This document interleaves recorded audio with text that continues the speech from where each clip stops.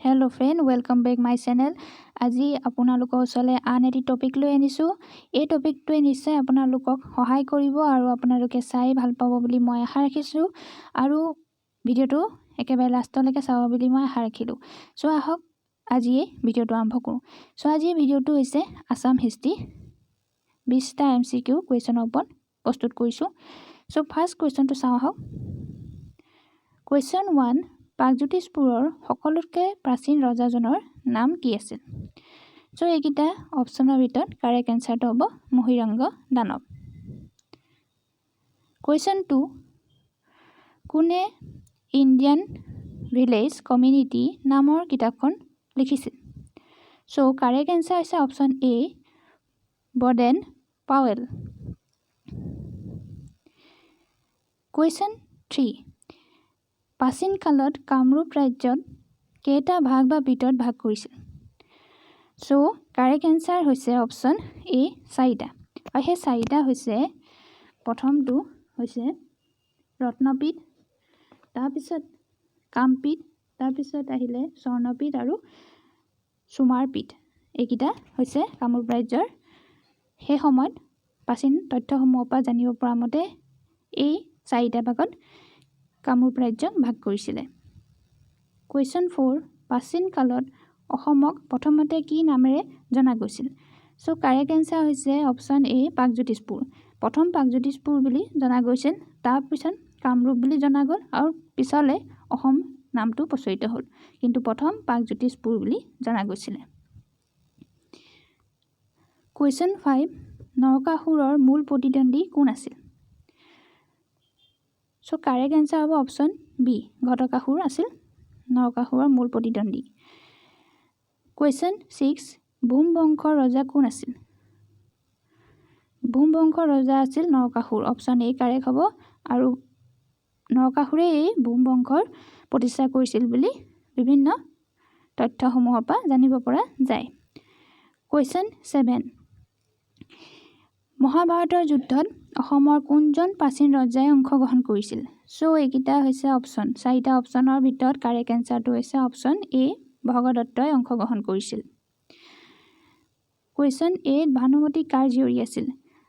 So correct answer হ'ব option A ভগদত্তৰ জীয়ৰী আছিল আৰু ভানুমতীকে কৌৰৱৰ ৰাজকুমাৰ দুৰ্যোধনলৈ ভগদত্তই বিয়া দিছিল আৰু সেই সূত্ৰে ভগদত্তই মহাভাৰতৰ যুদ্ধত অংশগ্ৰহণ কৰিছিল। কুৱেশ্যন 9 বৰ্মন বংশৰ প্ৰতিষ্ঠাপক কোন আছিল? সো কাৰেক্ট এনসাৰ হৈছে এই 4টা অপশ্যনৰ ভিতৰত অপশ্যন বি পুষ্য বৰ্মনে বৰ্মন বংশৰ প্ৰতিষ্ঠা কৰিছিল বা প্ৰতিষ্ঠাপক আছিল তেওঁ। কুৱেশ্যন 10 পুষ্য বৰ্মনৰ সমসাময়িক ৰজা কোন আছিল? সো কাৰেক্ট এনসাৰ হ'ব অপশ্যন বি সমুদ্ৰগুপ্ত। গুপ্ত ৰজা সমুদ্ৰগুপ্ত পুষ্য বৰ্মনৰ সমসাময়িক আছিল। কুৱেশ্যন 11 ভীষ্মক ৰজাৰ ৰাজধানী ক'ত অৱস্থিত? কাৰেক্ট এনসাৰটো হৈছে অপশ্যন বি কুণ্ডিল নগৰ। কুৱেশ্যন 12 কোনে মহাৰাজ ধীৰাজ উপাধি লৈছিল বা গ্ৰহণ কৰিছিল?